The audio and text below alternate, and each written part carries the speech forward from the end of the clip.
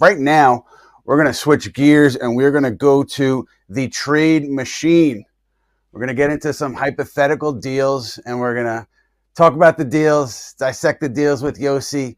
I'm going to check in with Alex to see what he thinks about them. And we're going to start here with Mitchell Robinson going to Charlotte for Josh Green, straight up. Yossi, can you talk to us about the details of why this works and what money-wise would be going on here? So before Nick Richards got traded, there were a lot of speculation that maybe the Knicks would want to go after him, and they certainly could have beaten the Suns' offer for him. They have way more second-round picks to offer, but clear that they didn't see him as quite an upgrade over Mitchell Robinson or Precious Achiuwa for that matter. So I do think that they mostly need another wing to come off the bench, and Josh Green not quite living up to his contract right now. But just another guy, I think, that he brings some defensive toughness. And the Knicks, like I said, they just need someone. Maybe he's a guy they can bring him in. They can get him straight up for Mitchell Robinson. So the Knicks are over the first apron. They have to decrease salary or not take back more, mainly, in any trade they do. So if they do want to trade Mitchell Robinson and they feel comfortable relying on Precious Achiuwa and Jericho Sims and Porty as their primary big men, maybe someone else could pop up in the buyout market. Who knows? They could, I think, getting a guy like Josh Green or some other wing in that like $10 to $15 million range could really bolster their bench. Yeah, one thing where I go here is, Tom Thibodeau, the last couple of games, has gone back to Landry Shamet a bit, and he's expanded the rotation a bit.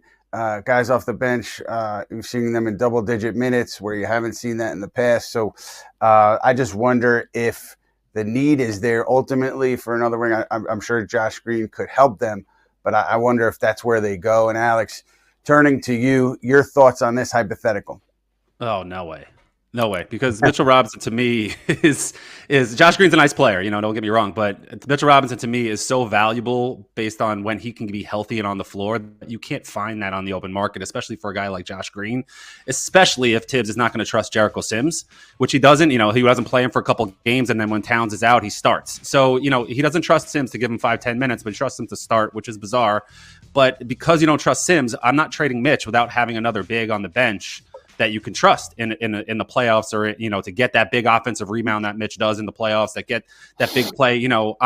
For Josh Green, I'm gonna say hard no. He's a nice player, but not for Mitch. I think that it scares me to trade Mitch at this point.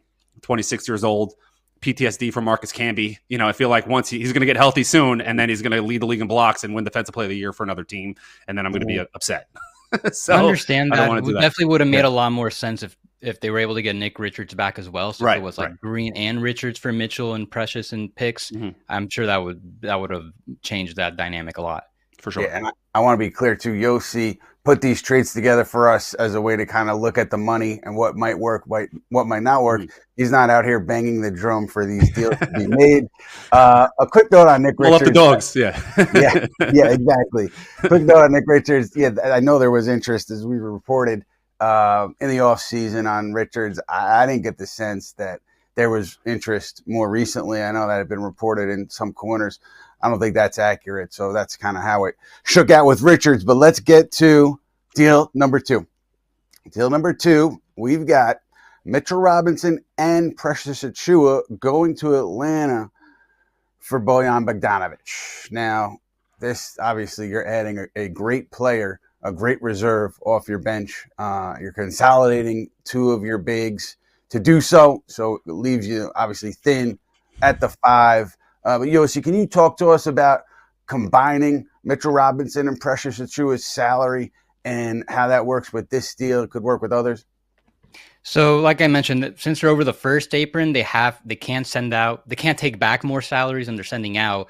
And since they're below the second apron, they could still aggregate. So they could still combine Precious and Mitchell and take back like an $18-19 million player at most. So this is just kind of like the high end of the salary range that the Knicks could take back for them.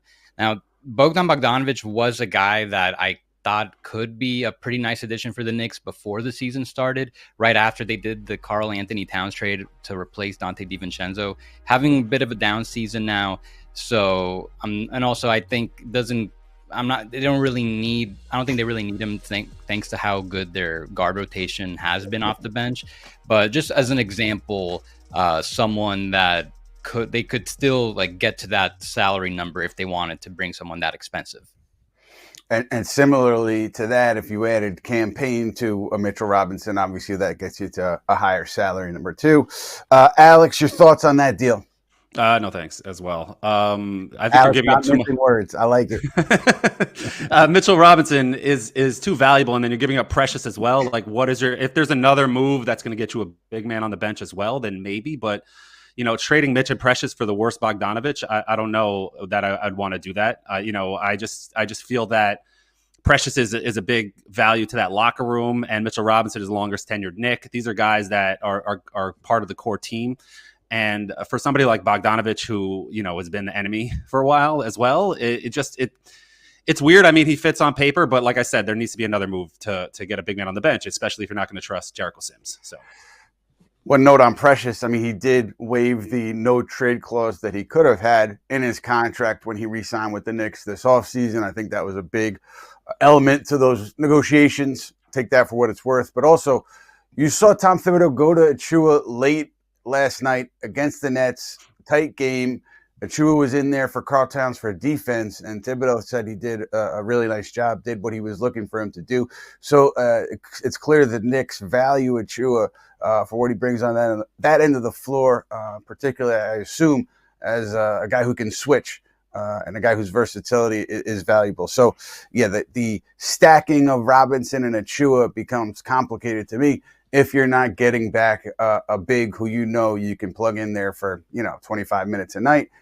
So we'll see how it shakes out. So let's get to deal number 3. And deal number 3, Mitchell Robinson and Precious Achua, again, going out to San Antonio for Harrison Barnes. And Yossi, the Barnes, is it just similar to Bogdanovic with Barnes, where it's the salaries work and it's the Knicks kind of bolstering their bench? Is there any other elements to this deal that you want to talk about from a cap perspective? Yes, so they would actually be able to address that big man need in the same deal. They still have enough room under the second apron to take back a guy like Charles Bassey, who's been having one of his better seasons. Again, not the same level of player as either Mitchell Robinson or Precious Achua, but here they get a solid wing and Harrison Barnes to come off the bench, help relieve some of the other wing players.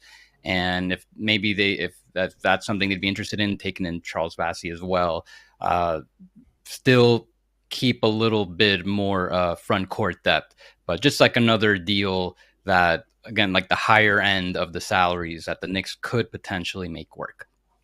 Right. And Alex, for you, this one, bringing back Bassey too. Let's throw that in the hypothetical. Is it no way? Maybe. It's intriguing if it were like 5 years ago for Harrison Barnes, but right now, like, I don't know, like if you're bringing back a big, sure, that sounds cool. But at the same time, right now, I don't know if I do that for the same reasons I've been mentioning. But it's just the apron is just so frustrating. It's kind of like the movie. Nobody understands the cloud. Nobody understands the apron. It's just where the Knicks don't want to go over the first apron, then they're going to the second apron, whatever.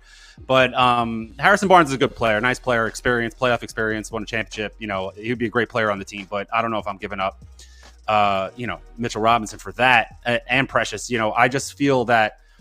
Like I said, is Mitchell Robinson coming back? That's the whole point. Is he coming back at all? I don't know. That's the question, really. If he's coming back, even if it's next month, even if it's March, I'm not trading him. So that's how I feel about it.